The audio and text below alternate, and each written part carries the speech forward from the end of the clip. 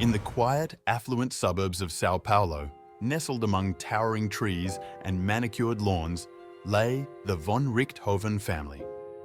Their unassuming mansion, hidden in the southern district of Brooklyn, bore a staggering valuation of 3 million Brazilian real, equivalent to $600,000. But this was no ordinary dwelling. It was a fortress of luxury, concealing more than it revealed. The mansion's facade, adorned with exposed brickwork, created a dramatic contrast to the imposing dark iron gates that guarded the entrance. Exotic plants, shrouded in shadows, whispered secrets to the night. Within these four walls, the von Richthofen family resided, a family burdened by untold stories and enigmatic histories. At the heart of this opulent existence was Manfred Albert von Richthofen, a brilliant German engineer. He directed DERSA, a state-owned juggernaut that governed the intricate web of highways and roads sprawling out from Sao Paulo. By his side stood Marisia, a local psychiatrist whose warm and outgoing nature provided a stark contrast to her husband's quiet demeanor. Their love story, born in the hallowed halls of the University of Sao Paulo, was of love at first sight. Their union in the 1970s marked the beginning of their dreams of building a family. In 1983, the year of transformation, Suzane von Richthofen was born on a chilling November 3rd. 4 years later, her brother Andreas arrived, bringing with him the promise of a united family. Beneath the veneer of privilege, Suzane and Andreas spent their formative years nurtured in the city's most prestigious private schools. Their innate brilliance set them apart, but Suzane, in particular, was defined by her quiet, introspective nature. Though she found solace in a select group of friends and maintained a close-knit relationship with her parents and brother, she shied away from the spotlight.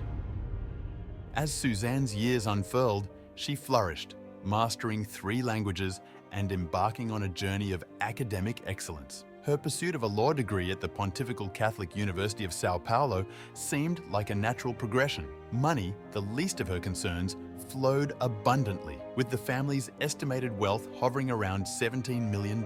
But behind this fortune, veiled in secrecy, lay another layer of intrigue. A rumored 10 million euros hidden away in a Swiss bank account earmarked for Suzane upon her graduation. It was an inheritance that held the promise of a life of ease and affluence, requiring only her patience and virtuous conduct. Yet, as the story unfolds, shadows deepen and suspense unfurls like a dark, foreboding cloud over the von Richthofen mansion. The promise of a comfortable life of privilege becomes entangled in a web of secrets, desires, and chilling mysteries that will shatter the calm facade of this affluent family. The summer of 2002 cast a heavy shadow over the von Richthofen family, their once harmonious relationship now marred by turbulence. Suzane, at the tender age of 18, had embarked on a treacherous path, one that had little to do with wealth and everything to do with love. 3 years earlier, in the sweltering August of 1999, the von Richthofens had ventured to a model aircraft fair nestled within the serene expanse of Ibirapuera Park. Andreas, the younger sibling, had found his heart captivated by the world of model airplanes, and fate had steered him toward a chance encounter with an older boy named Daniel Cravinhos. At the time, Daniel, a 19-year-old with a talent for crafting miniature aircraft, had caught Andreas's curiosity. The Cravinhos family's humble origins didn't align with the von Richthofen's affluence, as they hailed from the lower rungs of Sao Paulo's social ladder. Daniel and his elder brother, Christian, toiled as mechanics in a local garage, their dreams of education long abandoned. It was this stark contrast, a stark clash of worlds, that drew Suzane to Daniel. His rugged, rebellious spirit beckoned to her quiet, privileged life. As their connection deepened, Suzane chose to keep her blossoming romance with Daniel hidden from her parents, uncertain of their reaction. Over the passing weeks, however, secrets unraveled, revealing a side of Daniel that sent shockwaves through the von Richthofen household. Initially, her parents seemed unfazed, even permitting Suzane to date Daniel. But beneath his facade as a law student and model airplane enthusiast, Daniel concealed a darker truth. He had abandoned both pursuits, succumbing to a daily haze of marijuana smoke, rendering him lethargic and paranoid. School and employment held no allure for him as he devoted himself solely to his time with Suzane. Manfred and Marisia, driven by their desire for the best for their children, could no longer tolerate Suzane's relationship with Daniel. Unknown to Suzane at the time, her brother Andreas served as an unlikely ally, crafting elaborate schemes to shield Suzane from their parents' prying eyes while she and Daniel retreated to motels and the seclusion of Daniel's home. The air in the von Richthofen mansion grew heavy with secrets, and the familial bonds that once held them together now strained under the weight of uncertainty. Suzane's secret love affair with Daniel was a spark, igniting a storm that would soon consume them all. Manfred and Marisia had embarked on a much-anticipated one-month vacation to Europe, entrusting their home to Suzane and Andreas. Suzane, now 18 and craving independence, saw this as an opportunity to prove her maturity to her parents. Little did they know, this month would change their lives in ways they could never have imagined. As the days unfolded, Suzane secretly invited Daniel to move into the family home. Their reckless escapades consisted of days spent lounging by the pool, intoxicated and experimenting with a variety of drugs. Unknown to Manfred and Marisia, their house was slowly becoming a den of chaos. Upon their return from Europe, the von Richthofen household descended into a whirlwind of arguments. Each confrontation left Suzane feeling more desperate. She even approached her father, asking him to buy her an apartment for her and Daniel, dreaming of a life together. But her father's response was a firm rejection, threatening to cut off her allowance. Suzane begrudgingly accepted her defeat, or so it seemed on the surface. Behind the scenes, she continued her secret relationship with Daniel, and their clandestine plans took a sinister turn. November 1st, 2002. The streets echoed with frantic screams, and the heart-wrenching sounds of horror emanated from the von Richthofen household. Suzane and Andreas had sneaked out the previous night, returning shortly after 4 a.m. to a gruesome scene that would haunt their nightmares forever. Their parents, Manfred and Marisia, lay lifeless in their bedroom, victims of a savage and nightmarish assault. Responding officers were horrified by the brutal display of violence. It appeared that multiple methods of murder had been employed. The once recognizable faces of Manfred and Marisia were nearly unrecognizable, bearing the marks of strangulation and asphyxiation. Marisia had a garbage bag tied around her head, and it seemed as though the family had been robbed. Money had been forcibly taken from a suitcase, and other areas once brimming with cash were now barren. But as investigators delved deeper, they began to sense that something was amiss. The alarm system had failed to alert the guards stationed across the street, and it appeared that someone with knowledge of the code had disarmed it. Oddly, the ransacked rooms displayed an eerie orderliness, not what one would expect from a frantic burglar. Papers in the office were meticulously placed, raising questions about the true nature of this crime. There were no signs of forced entry, no missing electronic devices, and some rooms remained untouched. The von Richthofen tragedy left everyone baffled. The media's attention turned to Andreas and Suzane, who responded to the horrifying discovery in different ways. Andreas, overwhelmed by grief, struggled to breathe, while Suzane, despite her apparent sorrow, remained surprisingly composed for someone who had just lost her parents. As police investigated their activities on the fateful night, inconsistencies in Suzane's and Andreas's statements began to emerge. Suzane claimed that her parents supported her relationship with Daniel, a statement that contradicted what was known to be true. November 1st marked the day Manfred and Marisia were laid to rest, a solemn occasion that should have brought tears to all eyes. But as the mourners observed, Suzane's eyes remained relatively dry compared to her brother's, Andreas, whose grief poured forth like torrential rain. Suzane's seemingly emotionless demeanor stirred whispers and raised more than a few eyebrows, but it was only the beginning of the enigma surrounding her. Rumors began to swirl, casting a sinister shadow over Suzane's actions. Whispers spread that she had hosted a pool party in her family home a mere 3 days after her parents' brutal murder. What truly sent shockwaves through the community, however, was the noticeable shift in her emotions when cameras were present. Authorities couldn't ignore these eerie inconsistencies, and their suspicions deepened with each revelation. But what truly tipped the scales in favor of suspicion was an anonymous tip. A revelation from a friend who had noticed a peculiar purchase. Just days after the tragic murders, a man walked into a local motorbike store, buying a Suzuki GSX in full with nothing but crisp $100 bills. This man was none other than Christian Cravinhos, Daniel's older brother, a name synonymous with financial struggles and drug addiction. The oddness of this purchase raised red flags that authorities couldn't ignore. With their sights set on Christian Cravinhos, officers brought him to the local police station for questioning. To their astonishment, he crumbled under the pressure, admitting to the heinous murder of Manfred and Marisia. His revelation sent shockwaves through the room. Daniel and Suzane had been his accomplices. According to Christian's chilling confession, Suzane and Daniel had conspired to eliminate her parents to inherit a staggering $17 million and finally be together. The siblings were apprehended immediately, but their conflicting statements added a layer of complexity to the case. Suzane denied that money was a motive, while Daniel asserted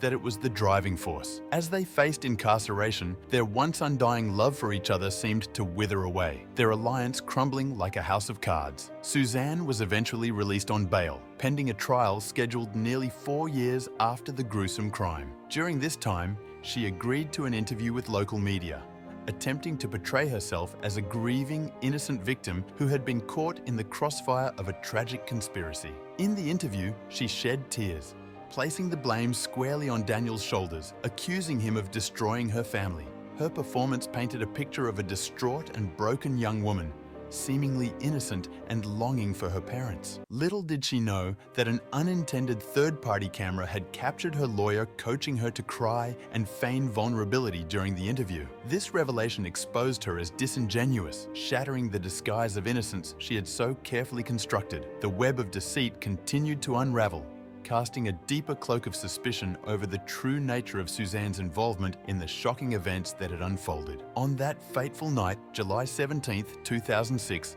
the courtroom was electrified with anticipation. The air was thick with tension as Suzane, Daniel, and Christian faced trial, their fate hanging in the balance. It was a trial that would unravel the gruesome events of Halloween night in 2002. Covered in darkness and deceit, the jury leaned forward, hungry for every harrowing detail. The night of October 31st, 2002 was like any other for Marisia and Manfred. They lay in peaceful slumber, unaware that their world was about to be shattered. Thursday had taken its toll, as both had toiled away at their jobs throughout the day.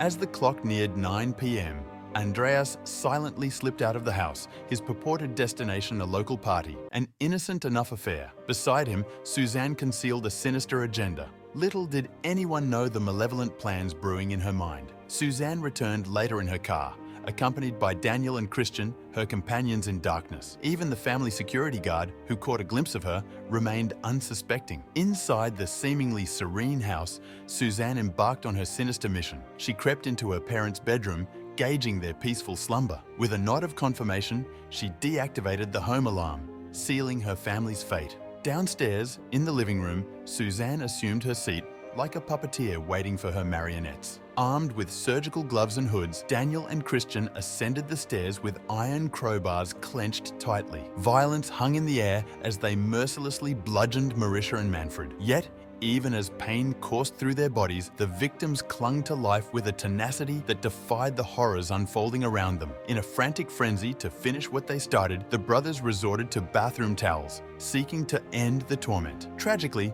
they succeeded with Manfred, but Marisia, though battered, clung to life. Desperation guided Daniel's hand as he hunted for a plastic bag. In a cruel and soulless act, he secured it around Marisia's head. Minutes stretched into agonizing eternity until her breaths ceased. Their gruesome task was complete, and the trio staged a twisted display. Papers were scattered in the office, and money was stolen to mask their true motives. A burglary gone wrong. They left the scene, leaving behind a trail of deceit. To cement their alibi, Christian ventured to a fast food restaurant, ensuring he was seen. Meanwhile, Daniel and Suzane retreated to a motel, the veil of darkness concealing their evil deeds. They sought an invoice as evidence of their absence, their plot weaving a complex web of deception. At 3:30 in the morning, Suzane collected Andreas from the local party and returned to the family home. She fabricated shock and horror upon discovering the gruesome crime scene, a chilling act that set the stage for the nightmare to follow.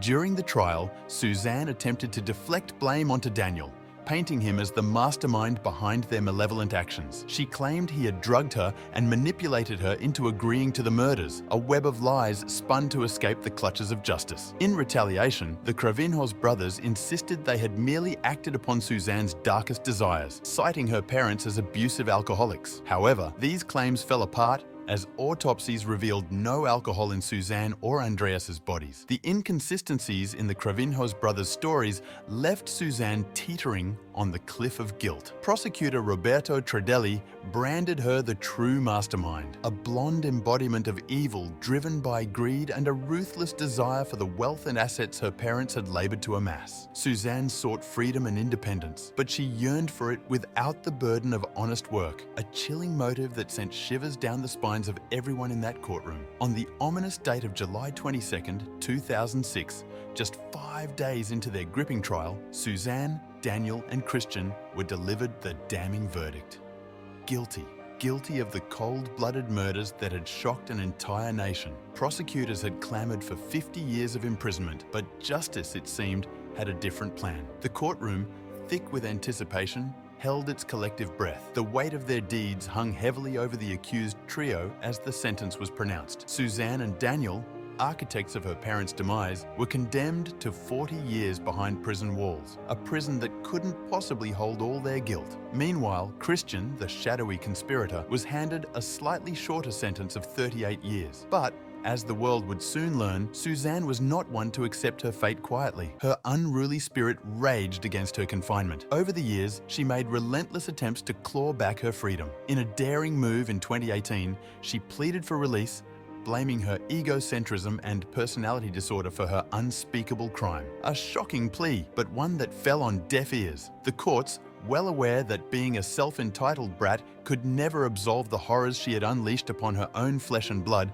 denied her request. Yet, the aftermath of the case would bring forth more tragic revelations. Suzane's brother, Andreas, bore the scars of his parents' untimely demise deeper than anyone could fathom. In the year 2017, a chilling event unfolded in a quiet neighborhood. Startled neighbors awoke in the dead of night to discover their sanctuaries violated. There, on the floor, lay a disheveled man, lost and broken. When the authorities arrived, he spoke of fear, not violence, and claimed he no longer cared about his own life. This broken soul was none other than Andreas, clutching his family's valuables, his legs marred by countless scars. The hospital soon became his refuge. As for the old family house, it languished in eerie silence, a monument to unspeakable horrors. Abandoned and forgotten, it withered away over the years, trapped in a relentless cycle of decay. In 2014, it was finally sold to mysterious buyers who painted its facade an unsettling, sterile white. Andreas, once destined for greatness with a promising education and a bright future, had been thrust into the abyss. His loving parents were gone, and his sister and friend were imprisoned. The darkest corners of his mind beckoned, and though he found solace within the sterile walls of a hospital, his path forward remained shrouded in uncertainty. Perhaps the most bewildering twist in this chilling tale was the possibility that Suzane, the orchestrator of her parents' demise, might inherit their wealth after serving her sentence. A 40-year prison term meant she could walk free, a multi-millionaire by the year 2042. Astonishingly, both Suzane and Daniel enjoyed a semi-open regime even during their incarceration. Special holidays and vacations offered them glimpses of a life most prisoners could only dream of. Worse yet, rumors circulated of Suzane attending parties while on holiday parole, a cruel irony in a justice system where killers received respite while their victims found no such reprieve. Until next time.